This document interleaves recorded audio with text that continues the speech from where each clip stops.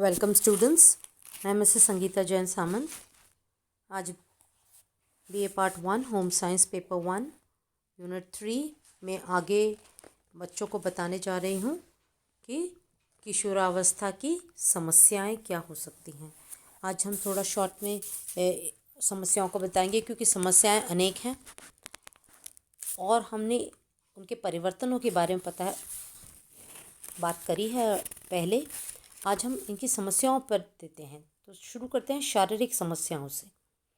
देखिए, जब शरीर में कुछ परिवर्तन होते हैं, हार्मोन के हों या लंबाई के या भार के, जब शारीरिक परिवर्तन होते हैं तो बच्चे या किशोरों को उनसे एडजस्ट करने में काफ़ी समय लगता है और उनमें एक चिंता सी उत्पन्न हो जाती है कि ये क्या हो गया।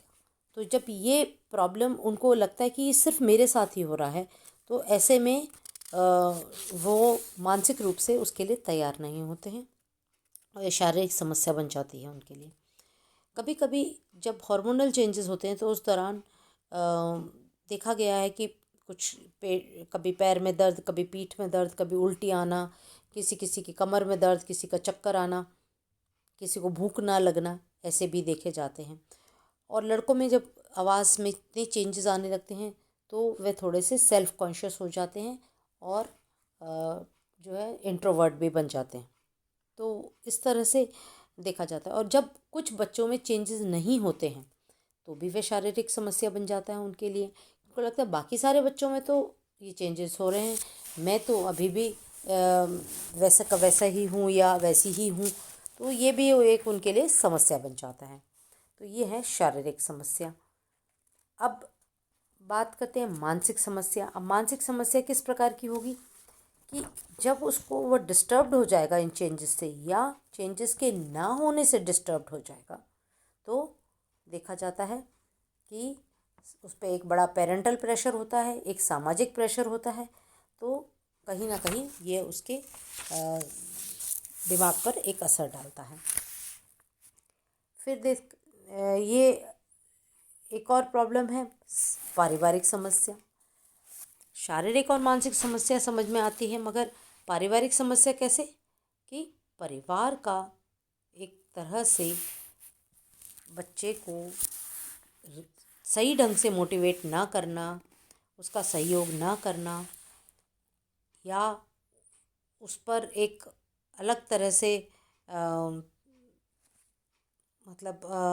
प्रेशर डालना, ये सब जो है उसको एक किशोरावस्था को एक आंधी व तूफान की अवस्था बना देता है उसके लिए।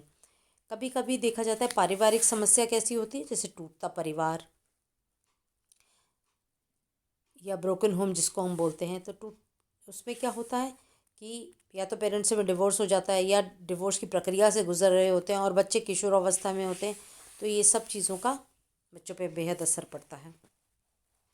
कभी कभी माता पिता के संबंध अच्छे नहीं हैं, आपस में उनका तालमेल नहीं बैठता है, तो बच्चे वो सब देखने लगते हैं और इस पीरियड के दौरान उन पर काफ़ी ये एक पारिवारिक समस्या उन पर गहन असर डालती है। कभी कभी पारिवारिक समस्या में पेरेंट्स अशिक्षित हैं या वो कामकाजी हैं, तो बच्चों का सही तरह से लालन पालन नहीं हो पाता और इस कारण से ये पारिवारिक समस्या भी किशोरावस्था में देखी जाती है। फिर है सामाजिक एवं सांस्कृतिक समस्याएं, सोशल एंड कल्चरल प्रॉब्लम्स। ये किस प्रकार की प्रॉब्लम्स हैं जिसमें बच्चा अपनी आइडेंटिटी नहीं बना पा रहा है समाज में, बच्चा सामाजिक मूल्यों को समझ नहीं पा रहा है, उनके हिसाब से अपना बिहेवियर में चेंज नहीं ला रहा है, उनको फॉलो नहीं कर पाता, एडजस्टमेंट नहीं कर पाता ये सब चेंजेस के साथ। उसके अंदर कभी कभी कोई फ्रस्ट्रेशन चलता है, कभी इन्फीरियोरिटी कॉम्प्लेक्स हो जाता है, हीन भावना आ जाती है, कुंठा का विकास हो जाता है। तो ये सारी चीज़ें जो है उसकी ऊपर गहन असर डालती हैं और ये एक समस्या बनकर रह जाता है। फिर आती है स्कूल की समस्याएं। स्कूल की कौन सी समस्या हो सकती है विद्यालय की टीचर्स के साथ हो सकती हैं, आपके जो कक्षा में अन्य आपके जो पीयर ग्रुप है उनके साथ हो सकती हैं, बाकी साथियों के साथ हो सकती है।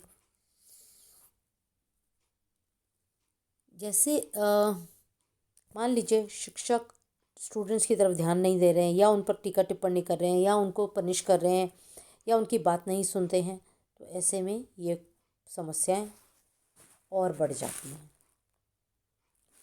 फिर आती हैं इमोशनल प्रॉब्लम्स, भावनात्मक समस्या। बच्चों की तरफ ध्यान न देना, बच्चों को मोटिवेट न करना, उनकी सहायता न करना, जो है सबसे बड़ी इमोशनल प्रॉब्लम्स को जन्म देती है। कभी कभी बच्चों का पेयर ग्रुप गलत हो जाता है, तो वो गलत आदत जैसे धूम्रपान, शराबपान, गुटखा, तंबाकू आदि में लेने लगते हैं, ड्रग्स वगैरह। तो बच्चों में वो सारी इमोशनल प्रॉब्लम्स, उसकी वजह से जो प्रॉब्लम्स होती हैं वो भी हो जाती हैं। कभी देखा जाता है कि कुछ बच्चों में आपस में तुलना होने लगती है, कंपैरिजन होने लगता है। घर में भी हो सकता है, स्कूल में भी हो सकता है। तो बच्चा एक ऐसे दौर से गुजरता है जो अंदर से उसको इनसिक्योरिटी से हो जाती है, इमोशनल प्रॉब्लम्स बन जाती हैं। कभी कभी उनकी इच्छा के विरुद्ध उनको सब्जेक्ट्स दिला देते हैं, हम उनको करियर में डाल देते हैं, या उनके छोटी उम्र में विवाह हो जाता है। तो ये सारी चीज़ें बच्चे को इमोशनल प्रॉब्लम्स क्रिएट करती हैं। व्यावसायिक समस्याएं।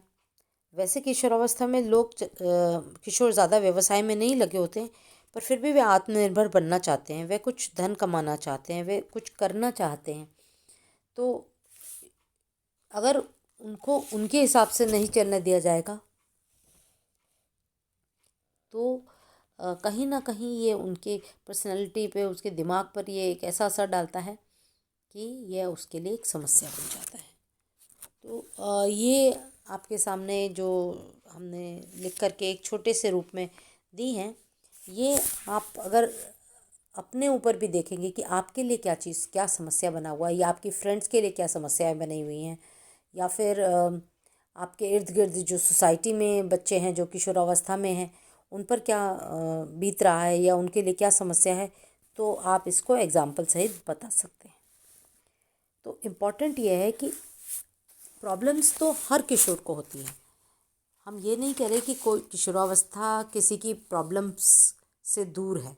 प्रॉब्लम्स होती है, पर उन प्रॉब्लम्स के साथ डील करना भी बच्चों को सिखाया जाता है। और ये माता पिता का कर्तव्य है, टीचर्स का कर्तव्य है कि वे बच्चों को सिखाएं कि ये समस्या इतनी बड़ी नहीं है कि जिससे आप उभर ना सकें, या जिसको समझ ना सकें, या जिसको सॉल्व ना कर सकें। तो कहीं ना कहीं ये एक सामाजिक दायित्व बन जाता है, ये पारिवारिक दायित्व बन जाता है कि किशोरावस्था में जो समस्याएं आ रही हैं, इनको समस्याओं को सुलझाया जाए और बच्चों को इसके लिए प्रिपेयर किया जाए। धन्यवाद।